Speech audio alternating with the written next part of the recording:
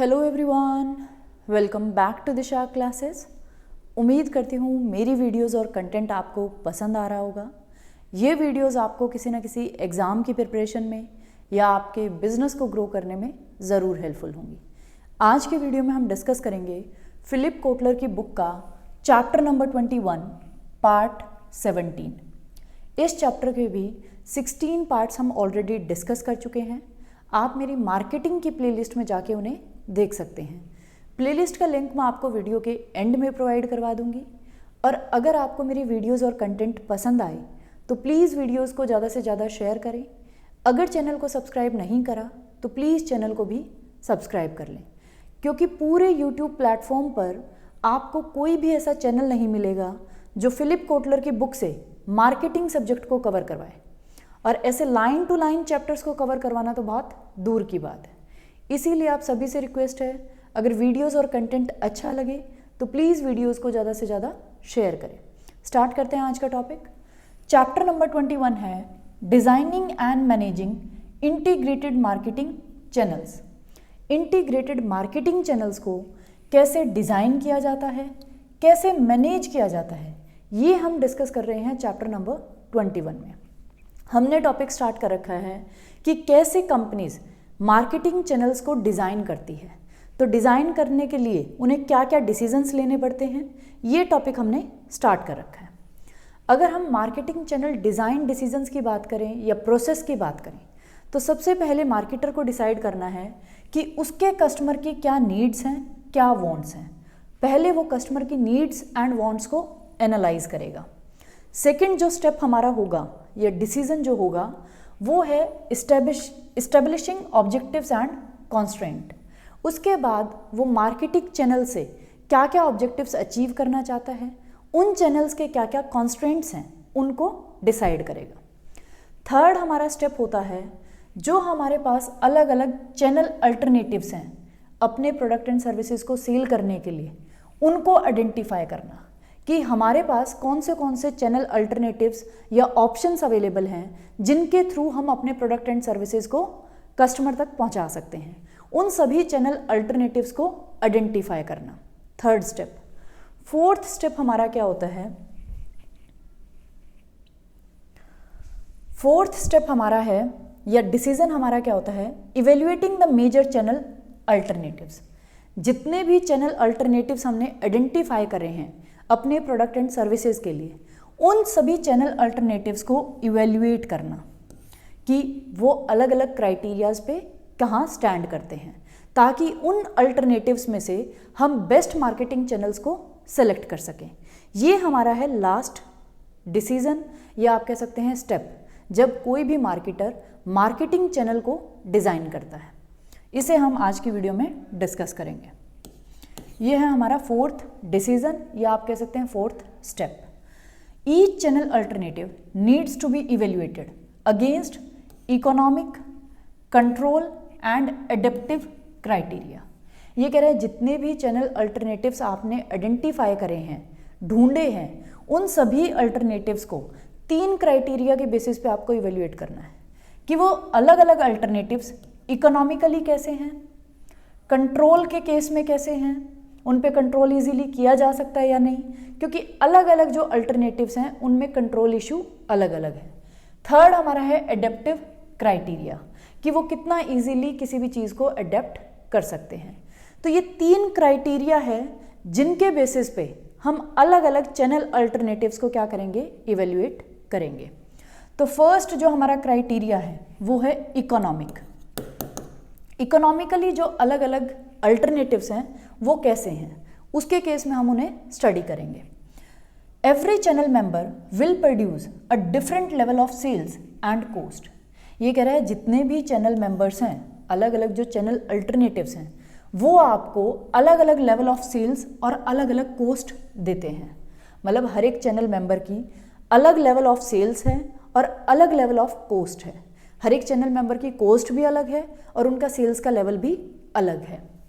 इसे ही हम बोलेंगे इकोनॉमिक क्राइटेरिया कि हम इकोनॉमिकली सेल्स के लेवल पे और कॉस्ट के बेसिस पे हम उन्हें इवेल्युएट कर रहे हैं। Figure 21.4 shows how 6 different cells channel stack up in terms of value added per sale and the cost per transaction।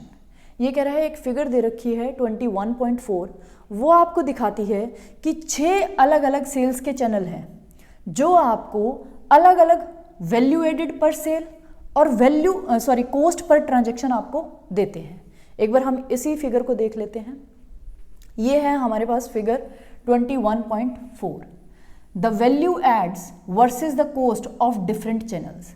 ये कह रहे हैं इस डायग्राम में आपको अलग अलग जो डिफरेंट चैनल्स हैं उनकी कोस्ट वर्सेस वो कितनी वैल्यू ऐड हमें दे रहे हैं वो आपको दिखाई गई है। तो इसको अगर आप देखेंगे तो यहाँ हमारी है कोस्ट पर ट्रांजैक्शन, कि भी अलग अलग ट्रांजैक्शन जो हमारे चैनल्स हैं उनकी कोस्ट पर ट्रांजैक्शन क्या आती है, और यहाँ है वैल्यू ऐड ऑफ सेल, कि भी कितनी वैल्यू ऐड ऑफ सेल्स वो हमें प्रोवाइड करवाते हैं। तो अगर हम इस डायग्राम को देखें तो सबसे नीचे है इंटरनेट। इंटरनेट की कोस्ट क्या है, सबसे कम, कोस्ट पर ट्रांजैक्शन क्या है, कम, लेकिन वैल्यू ऐड ऑफ सेल्स भी क्या है, कम। अगर हम टेली मार्केटिंग पे चले तो उसकी कोस्ट इंटरनेट से थोड़ी सी ज़्यादा है और ऐड ऑफ सेल्स भी क्या है, वैल्यू एडेड सेल्स क्या है, वो भी ज़्यादा है। रिटेल स्टोर्स की फिर कोस्ट थोड़ी सी और इंक्रीज हो जाती है और उनकी जो वैल्यू एडेड ऑफ सेल्स है वो भी इंक्रीज होती है। फिर आते हैं डिस्ट्रीब्यूटर्स, उनकी कोस्ट थोड़ी सी और हाई है पर ट्रांजैक्शन, तो उनकी वैल्यू एडेड ऑफ सेल्स भी क्या है, हाई, उनकी सेल्स भी ज़्यादा है, कोस्ट भी ज़्यादा है। फिर हम बात करें वैल्यू एडेड पार्टनर्स की, जो हमारे पार्टनर्स होते हैं, उनकी बात करें तो उनकी कोस्ट फिर थोड़ी सी एक्स्ट्रा है, लेकिन उनकी सेल्स भी क्या है, एक्स्ट्रा। फाइनली जो लास्ट हमारा चैनल है वो है सेल्स फोर्स। सेल्स फोर्स सबसे ज़्यादा एक्सपेंसिव है, हाई, लेकिन अगर हम उनके सेल्स की बात करें तो उनकी सेल्स भी क्या है, हाई। तो इस डायग्राम से आपने देखा होगा कि जो हमारे अलग अलग मार्केटिंग चैनल्स हैं जो हमने आइडेंटिफाई करे थे अपने प्रोडक्ट एंड सर्विसेज के लिए, अलग अलग चैनल्स की अलग अलग कोस्ट है और अलग अलग ही उनकी सेल्स का लेवल है। तो इन्हीं बेसिस पे हम अलग अलग मार्केटिंग चैनल्स को या अल्टरनेटिव्स को क्या कर रहे हैं, इवेल्युएट, इकोनॉमिकली वो हमें क्या रिजल्ट्स दे रहे हैं। तो ये हमने देख लिया। अब हम एक एग्जांपल की बात कर लेते हैं। For example, in the sale of industrial products costing between $2,000 and $5,000 the cost per transaction has been estimated. ये कह रहा है, एक हमने एग्जांपल लिया है, इंडस्ट्रियल प्रोडक्ट है, इंडस्ट्रियल प्रोडक्ट की कोस्ट क्या है, $2,000 से लेके $5,000 तक। अगर हम उसकी कोस्ट पर ट्रांजैक्शन एस्टिमेट करें कि भी उसकी हमें कोस्ट क्या आती है अगर हम अलग अलग चैनल्स का यूज़ करें।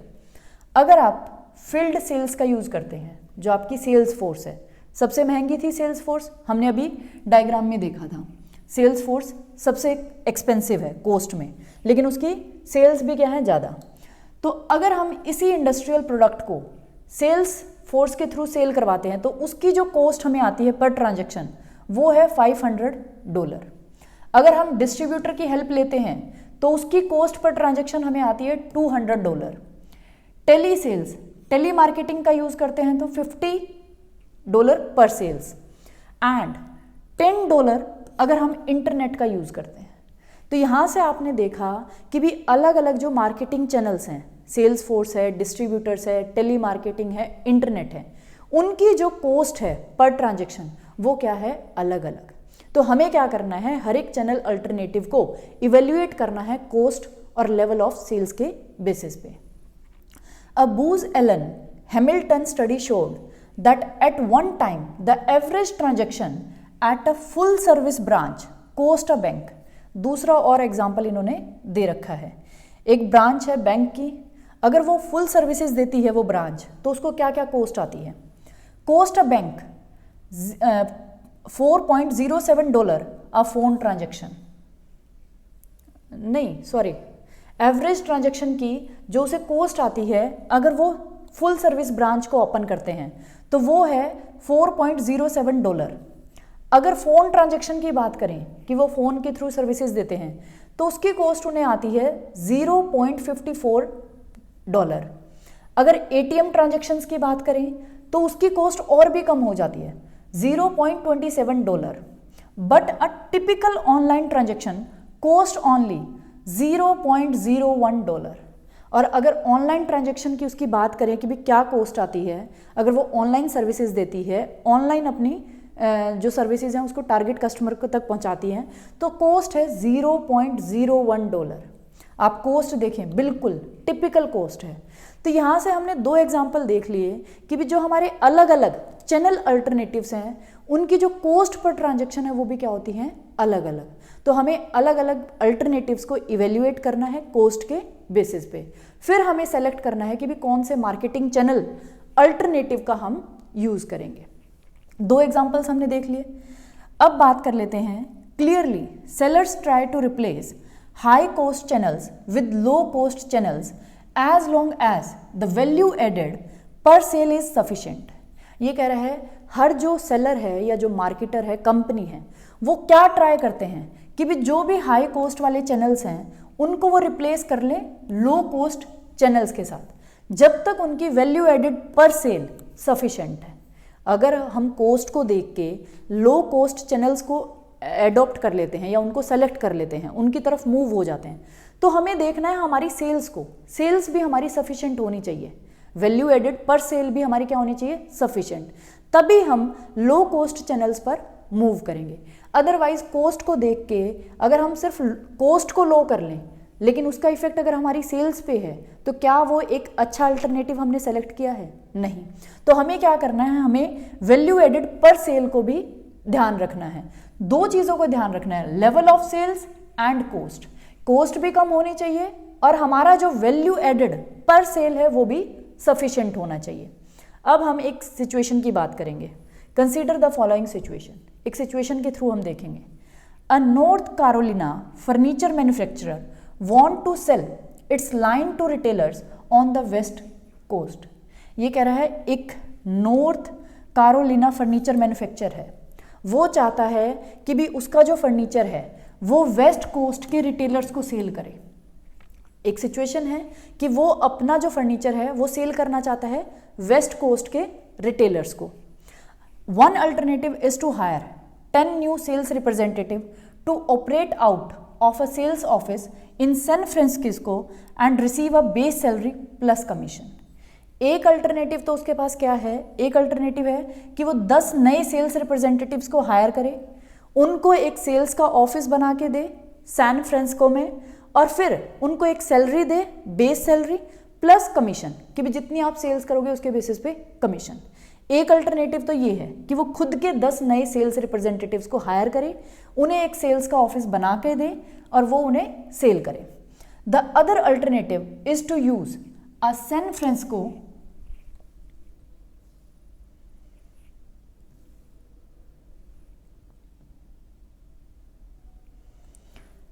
San Francisco manufacturer sales agency that has extensive context with retailers।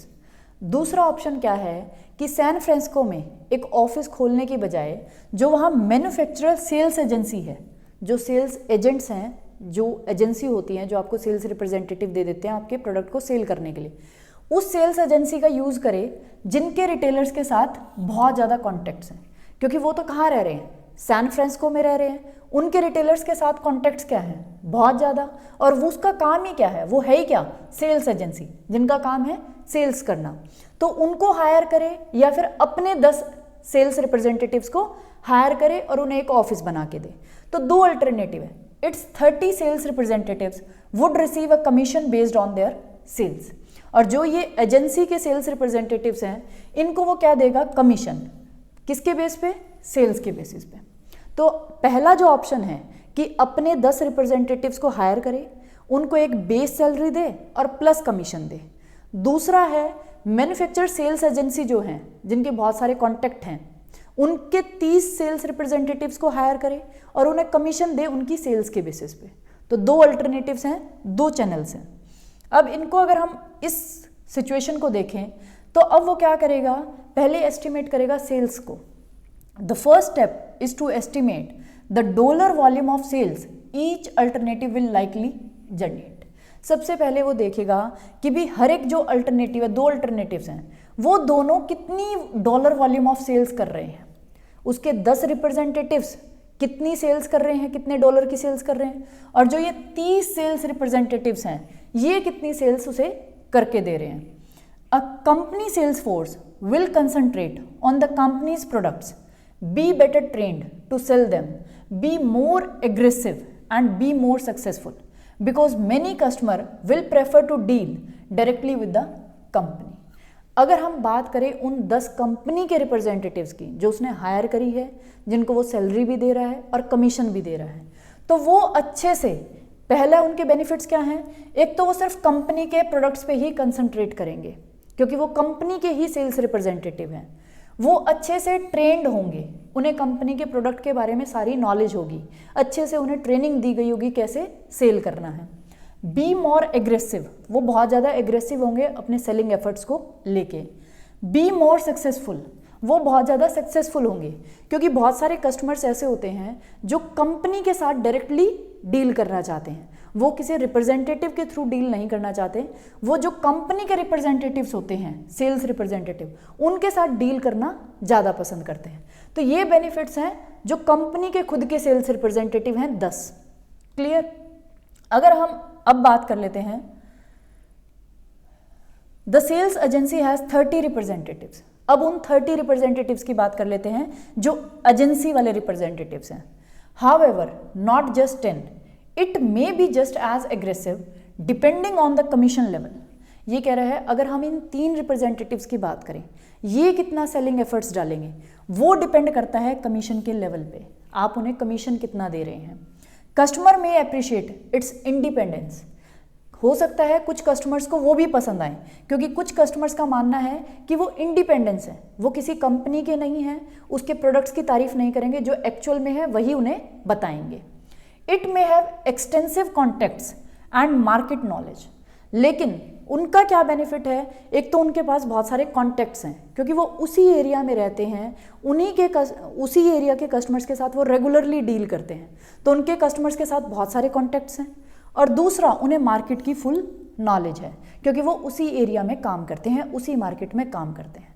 तो जो हमारे 2 अलग अलग अल्टरनेटिव्स हैं उनके अलग अलग क्या हैं बेनिफिट्स, जो भी हमने देखे।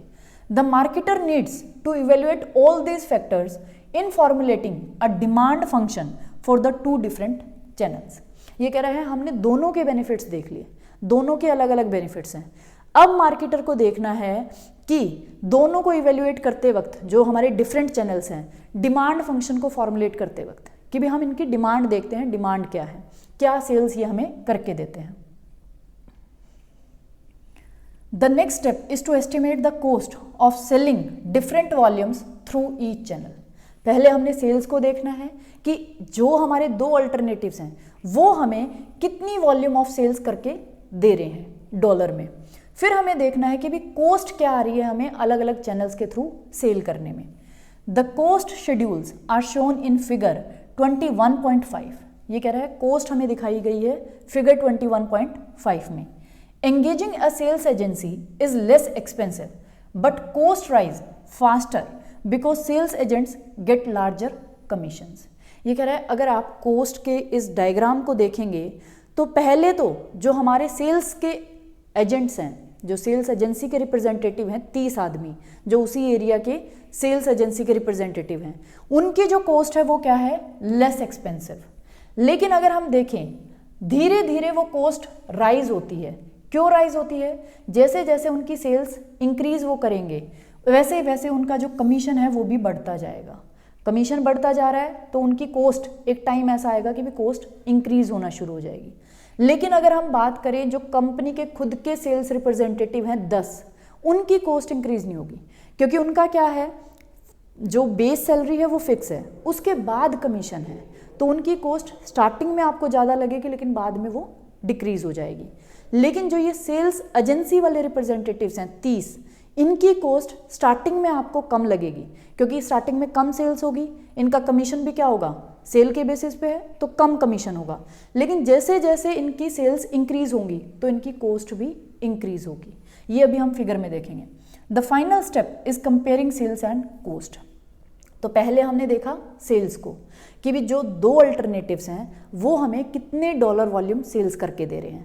फिर हमने देखा कॉस्ट को। अगर हम कॉस्ट की बात करें तो आप ये देखें, ये एक डायग्राम है,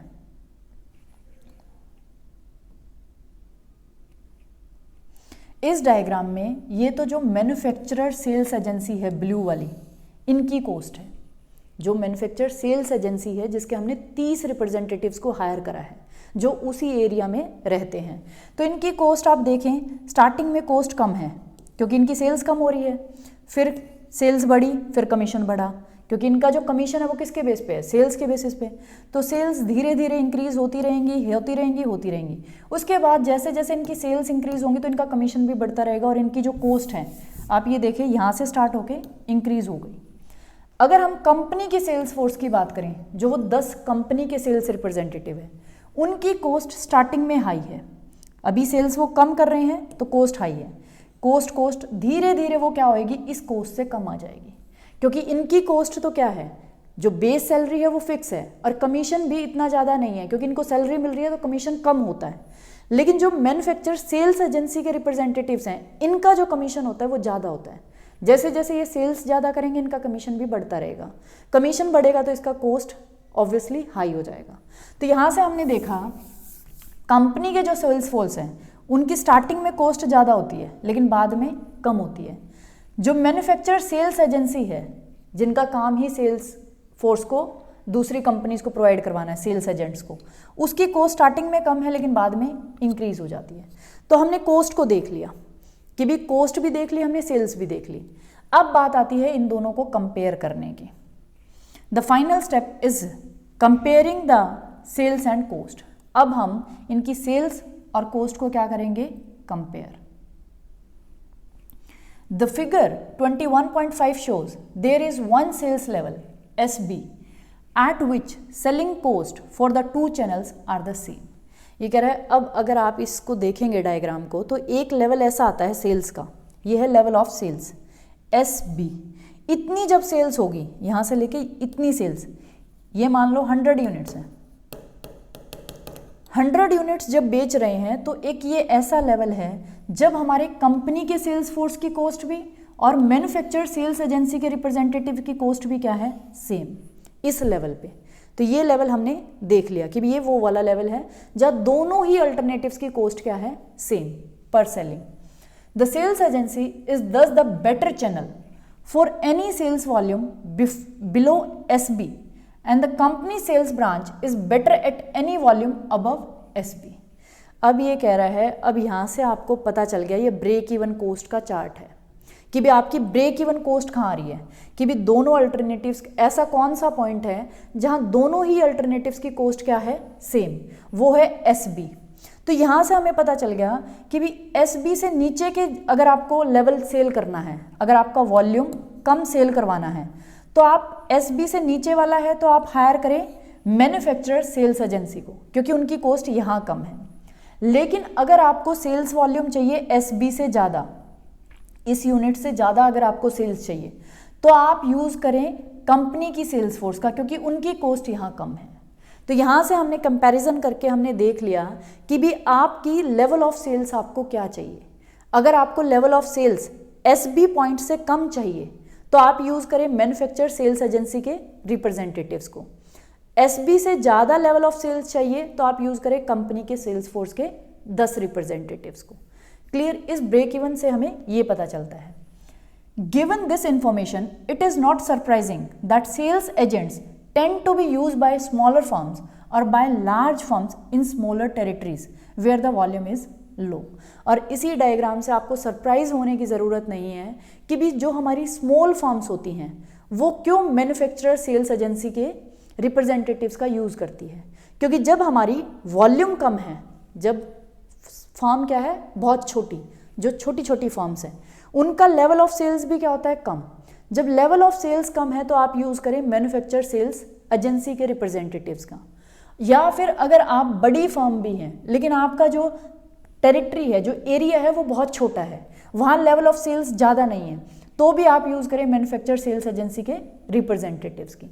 लेकिन अगर आप बड़ी फर्म हैं, आपका लेवल ऑफ सेल्स बहुत हाई है, तो आप कंपनी के सेल्स फोर्स के रिप्रेजेंटेटिव्स का यूज़ करें। या फिर आपकी टेरिटरी अगर बड़ी है जहाँ लेवल ऑफ सेल्स बहुत ज़्यादा है तो आपको किसका यूज़ करना चाहिए, कंपनी सेल्स फोर्स रिप्रेजेंटेटिव्स का। आई थिंक ये हमारा है फर्स्ट क्राइटेरिया जिसके बेसिस पे हम क्या करते हैं, अलग अलग जो चैनल अल्टरनेटिव्स हैं उनको इवेल्युएट करते हैं कि भी वो इकोनॉमिक क्राइटेरिया पे कहाँ स्टैंड करते हैं।